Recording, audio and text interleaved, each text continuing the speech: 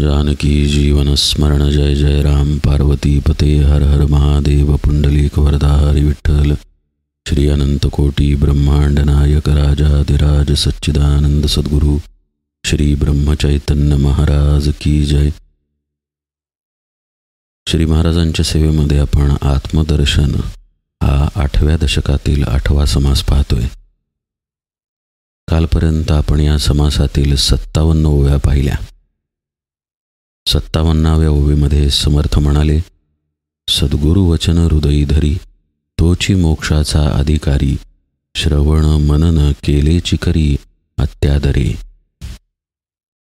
सद्गुरु वचन काय आहे ते हृदयामध्ये धरणं म्हणजे नेमकं काय, आपल्या हृदयामध्ये आपण कसं विषयांनाच महत्त्व दिलेलं आहे वगैरे सर्व भाग आपण कालच्या निरूपणात पाहिला।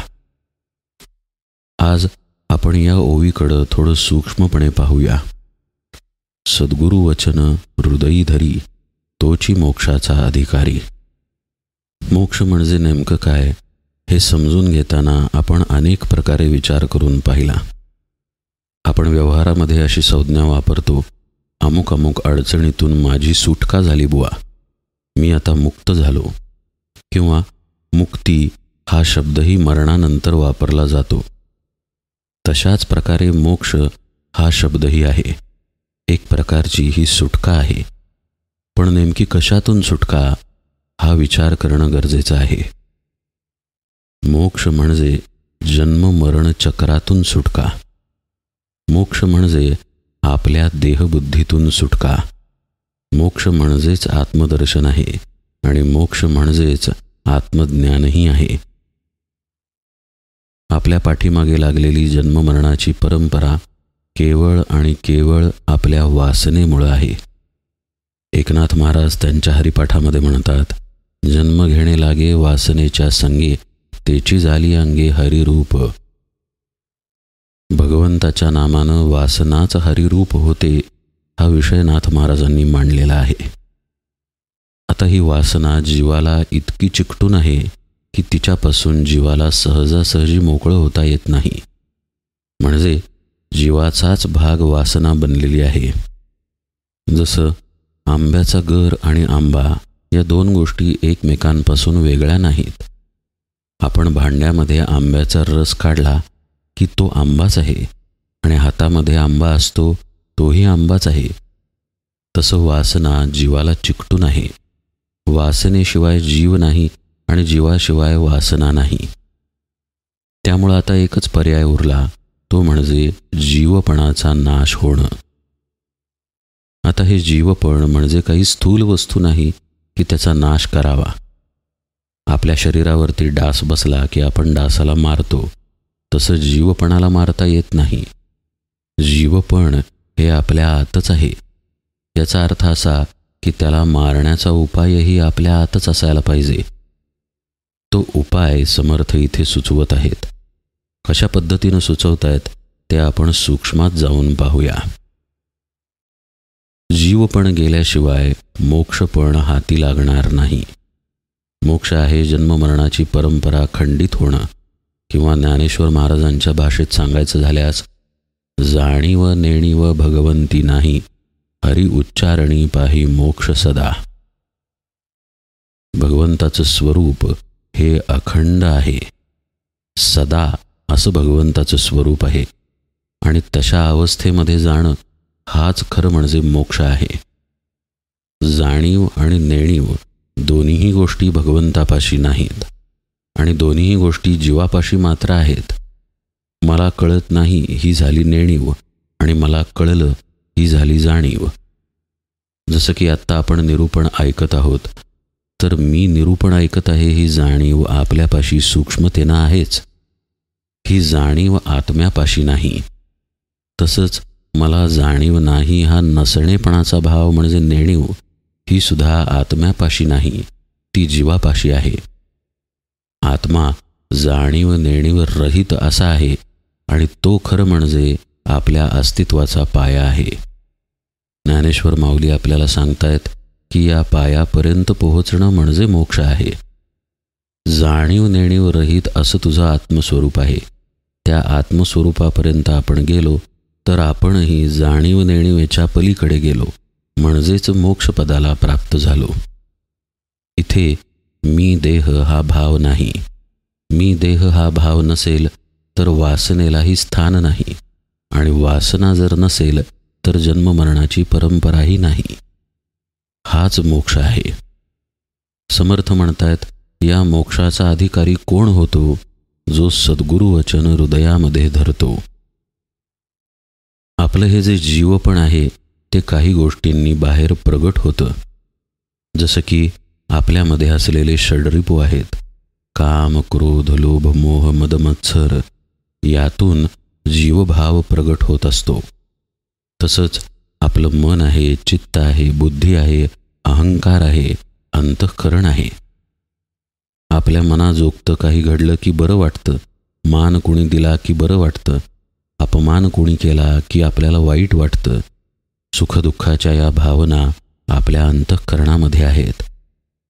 विचार करणारं मन आपल्यापाशी आहे, चिंतन करणारं चित्त आपल्यापाशी आहे, तसंच निर्णय घेणारी बुद्धीही आपल्यापाशी आहे. आणि हे सर्व मिळून मी आहे ही अहमतेची जाणीव म्हणजे अहंकारही आपल्यापाशी आहे. हे सर्व ही जीवाचंच प्रगटीकरण आहे. पण यातली कोणतीही गोष्ट आपल्याला हातानं पकडता येत नाही, आपल्या स्थूलपणे प्रचितीला येत नाही. मन नाही असं आपण म्हणू शकत नाही. मन आहे, पण मन दाखवा म्हटलं तर मन दाखवता येत नाही. तसंच चित्ताच्या बाबतीत आहे, बुद्धीच्या बाबतीत आहे, अंतःकरणाच्या बाबतीत आहे. या गोष्टी आहेत आणि यांच्यामार्फत जीव बाहेर प्रगटही होत आहे, पण या गोष्टींना आपल्याला पकडता येत नाही. आता असा प्रश्न पडतो की या गोष्टी पकडायच्या कशासाठी? जीव ज्या मार्गांनी बाहेर प्रगट होत आहे त्या गोष्टी पकडून काय होणार आहे? त्याचं उत्तर असं की त्या गोष्टी जर पकडल्या तर जीवभावाला आपल्या ताब्यात ठेवता येईल.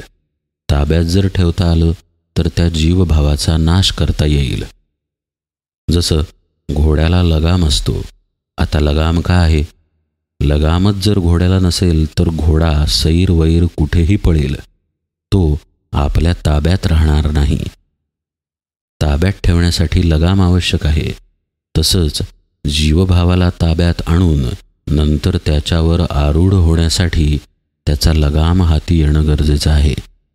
आणि हा लगाम आहे आपले श्वास.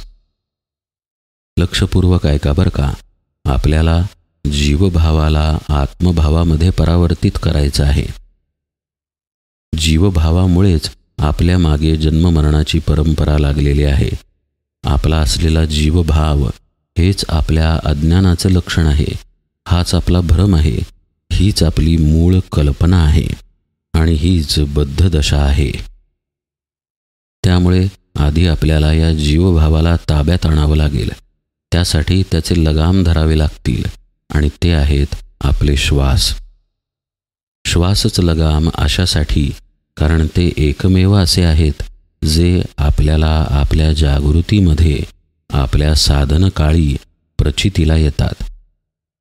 बाकी मनाला जर धरायला गेलो तर मन आपल्याला दिसणार नाही. चित्त, अंतःकरण, अहंकार ही कोणतीही वस्तू आपल्याला दिसणार नाही. पण श्वास आपल्या प्रचितीला येतात.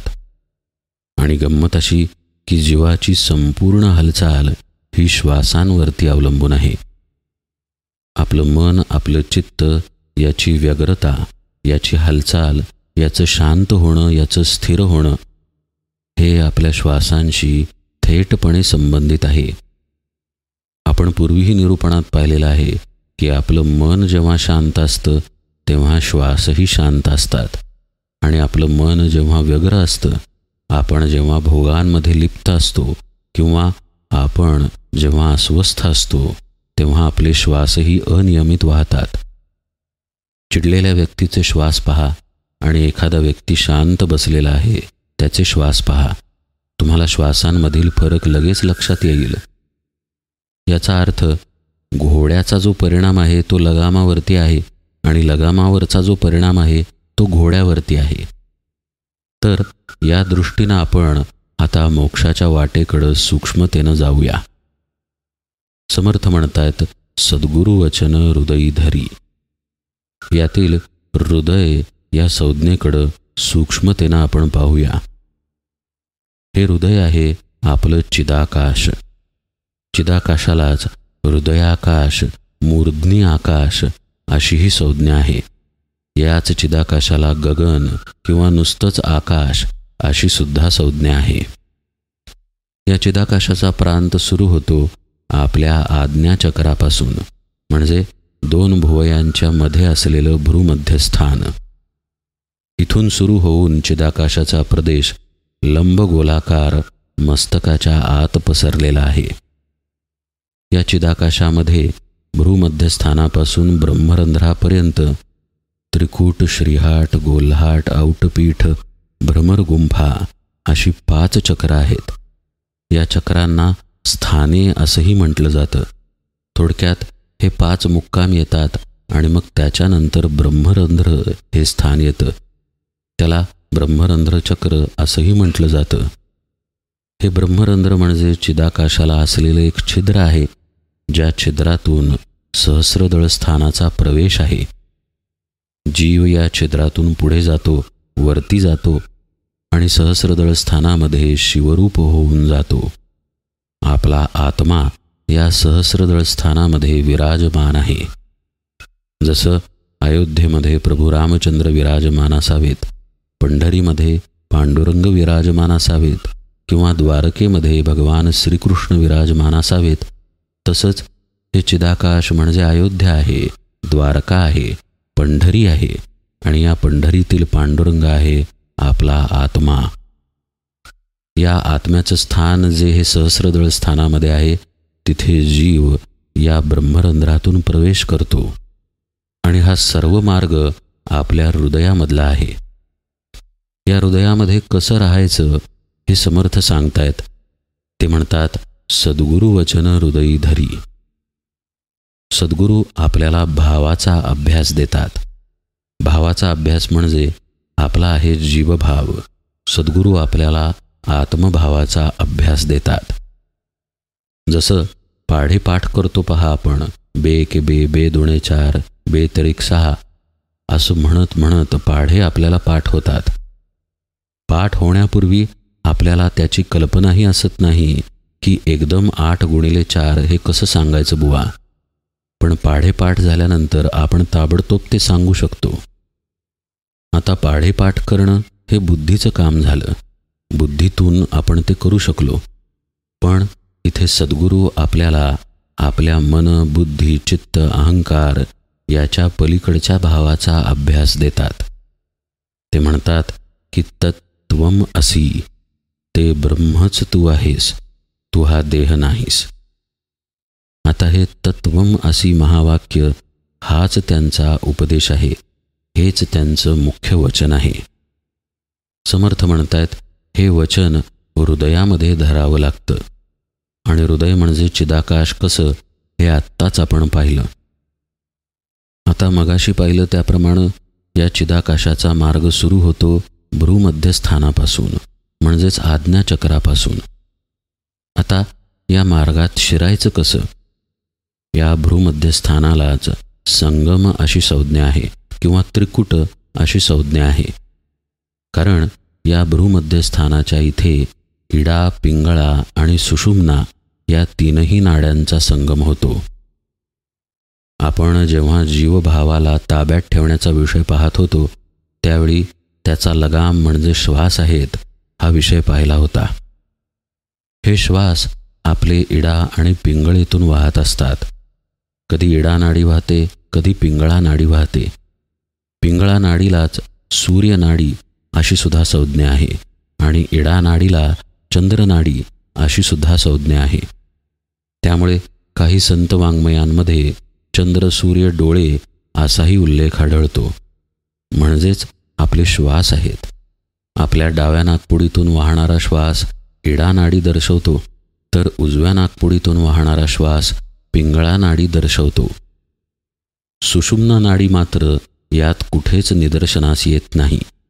ती नाडी गुप्त आहे, सूक्ष्म आहे. या 2 ज्या नाड्या आहेत, इडा आणि पिंगळा, यांचा लय झाला की सुषुम्ना नाडी प्रगट होते. त्रिकुटस्थानाला किंवा भ्रूमध्यस्थानाला, आज्ञाचक्राच्या स्थानाला संगम अशासाठीही म्हणतात, कारण संगमावरती नद्या एकत्र येतात. एकत्र आल्यानंतर त्या आपापली ओळख विसरून जातात. मागे पडते त्यांची ओळख आणि मग पुढे एकच त्यांची ओळख बनते. जसं की देवप्रयागला तुम्ही गेलात तर तिथे अलकनंदा आणि भागीरथी यांचा संगम आहे. संगमापर्यंत एक अलकनंदा आहे आणि एक भागीरथी आहे, पण संगमाच्या पुढे तिला गंगाच म्हटलं जातं. हरिद्वाराला जी वाहत येते ती केवळ गंगा असते. त्यामध्ये अमुक अलकनंदा, अमुक भागीरथी असं म्हणता येत नाही. म्हणजेच भ्रूमध्याच्या ठिकाणी इडा आणि पिंगळा आपलं अस्तित्व टाकून देतात आणि प्राण सुषुम्नेतून वाहायला लागतो.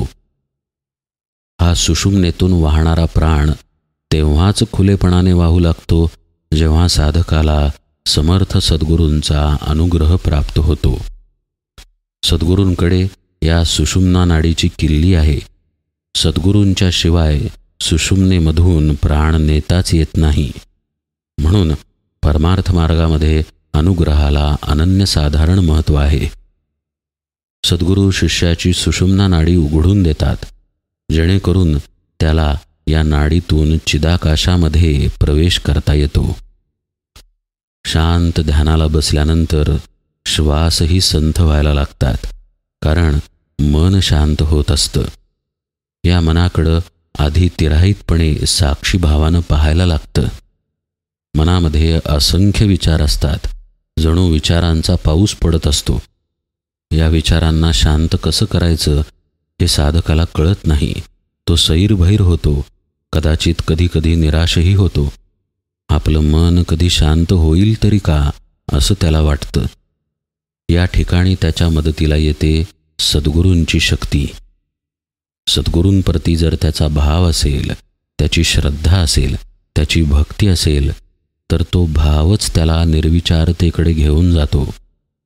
एक प्रकारचा प्रबळ विश्वास असतो की सद्गुरूंनी ही साधना दिलेली आहे, ती आपल्याला केलीच पाहिजे. तेच आपल्याकडून करवून घेत आहेत आणि या साधनेमध्ये यश येईलच. या दुर्दम्य विश्वासानं साधक साधनेला बसत राहतो. वर्षानुवर्ष साधना केल्यानंतर मनामध्ये विचार येणं बंद होऊन जातं. कोणताही विचार नाही अशी विचारशून्यता साधकाला अनुभवाला येते. यालाच शून्यावस्था असं म्हणतात. पण इथं साधकाचं काम थांबत नाही.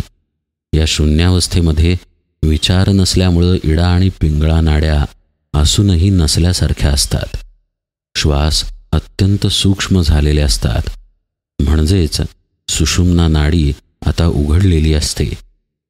या सुषुम्ना नाडीतून साधक चिदाकाशामध्ये प्रवेश करतो, म्हणजेच मस्तकाच्या आतल्या प्रांतात येऊन स्थिर होण्याचा प्रयत्न करतो. आता कोणतीही गोष्ट स्थिर व्हायची असेल तर तिथे आधी एक स्थिर वस्तू असावी लागते. जसं हत्ती आहे, हत्तीला सुद्धा बांधलं जातं. गंमतच आहे, हत्ती एवढा शक्तिशाली, पण एका खुंट्याला त्याला बांधलं तरी तो तिथे राहतो. कारण इथे आपल्याला आता थांबायचं आहे अशी त्याची बुद्धीच झालेली असते. इंग्रजीमध्ये याला कंडिशन्ड माइंड असं म्हणतात. खरं म्हणजे तो खुंटा उपटून टाकण्याची ताकद हत्तीमध्ये आहे, पण तो खुंटा उपटून टाकत नाही. त्याची बुद्धीच अशी झालेली आहे की आपल्याला इथं स्थिर थांबायचं आहे. तसंच साधक चिदाकाशामध्ये एका खुंट्याला धरून स्थिर राहतो. हा खुंटा आहे सोहम भावाचा. हा खुंटा आहे सद्गुरु वचनाचा. समर्थ म्हणतात पहा, सद्गुरु वचन हृदयी धरी. सद्गुरु वचन आहे ते ब्रह्मच तू आहेस, किंवा सोहम भाव म्हणजे सहा अहम, मी तेच आहे हा भाव. सोहम ही एक प्रकारे सद्गुरु वचनाला दिलेली कबुलीच आहे. सद्गुरू म्हणतायत ते ब्रह्म तूच आहेस, तर शिष्य कबुली देतोय की होय तोच मी आहे, सहा अहम. या सोहमरूपी खुंट्याला जीवानं घट्ट पकडून थांबायचं आहे. आता एक गोष्ट लक्षात घ्या बरं का, मी तेच आहे किंवा सहा अहम असं शाब्दिक स्मरण इथे नाही. इथे साधक निःशब्द अवस्थेमध्ये थांबतो, कारण शब्द तर कधीच मागे पडले. मन स्थिर झालं याचाच अर्थ निर्विचारता तिथे आली. निर्विचारता याचाच अर्थ निःशब्द अवस्था. शब्दच नाहीत तर विचार कुठून असणार? निःशब्द वृत्ती असेल, पण त्या वृत्तीच्याही पलीकडे साधक निघून जातो. तिथे पूर्ण निःशब्द स्थिती असते. निःशब्दपणानं ठेवलेला सोहमचा भाव असतो. समर्थच दासबोधामध्ये एके ठिकाणी म्हणतात की सोहम हा भाव धरायचा आहे. सोहमचा जप करणं अपेक्षित नाहीये. आपण कुठे जप करतो का की मी देह आहे, किंवा आपलं नाव काहीतरी असेल तर मी अमुक नावाचा आहे असा आपण जप करतो का? आपला तो भावच झालेला आहे. तसंच मी आत्मा या भावाच्या अभ्यासानं मी आत्मा या निःशब्द स्थितीमध्येच साधक जातो.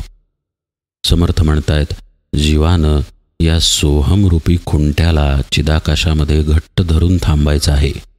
सद्गुरु वचन हृदयी धरी असं जो करतो तो मोक्षाचा अधिकारी होतो. म्हणजे पहा, आधी सद्गुरूंकडून वचन ऐकलं पाहिजे की ते ब्रह्मच तू आहेस.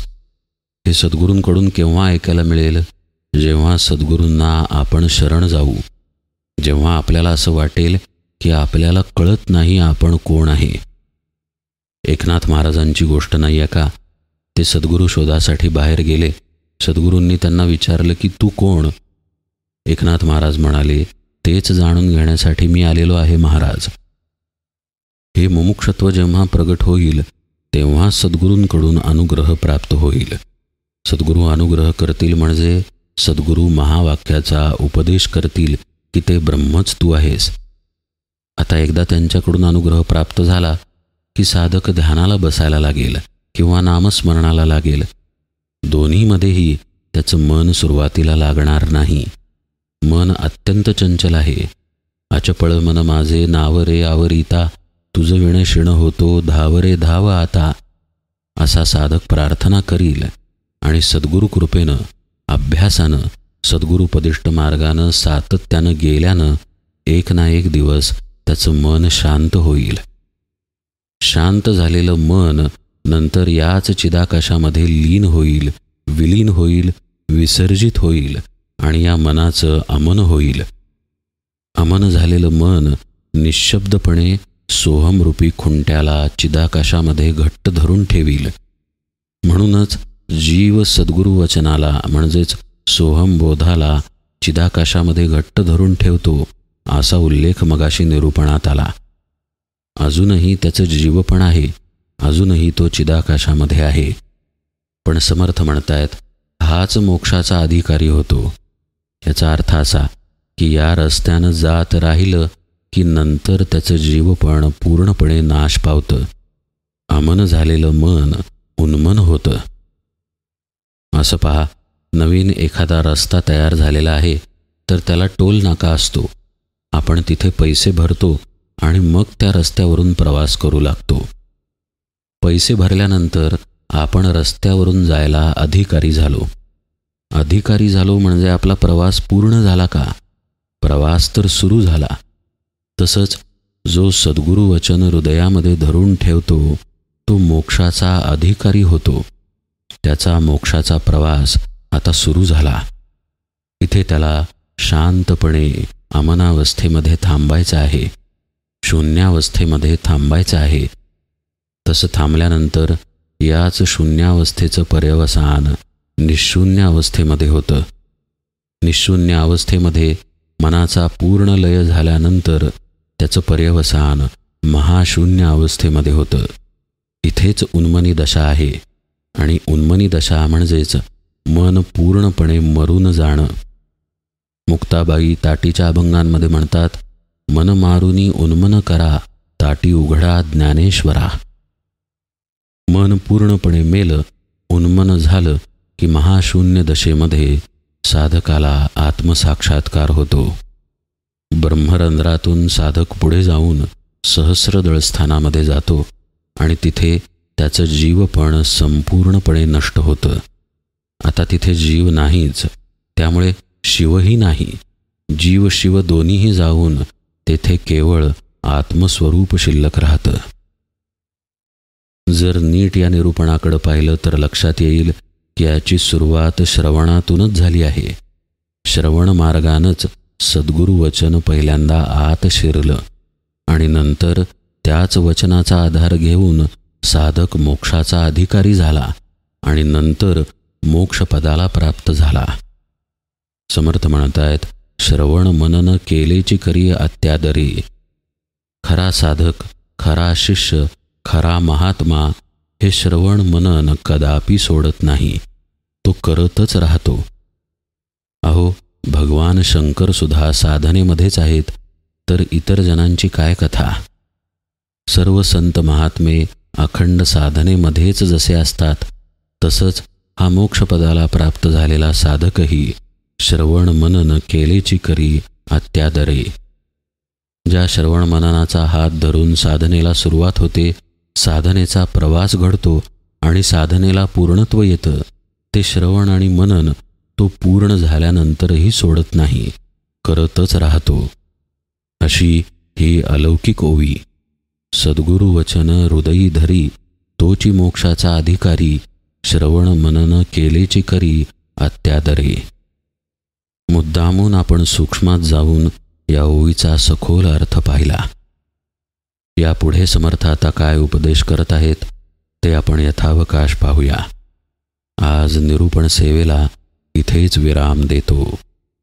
जानकी जीवन स्मरण. जय जय राम.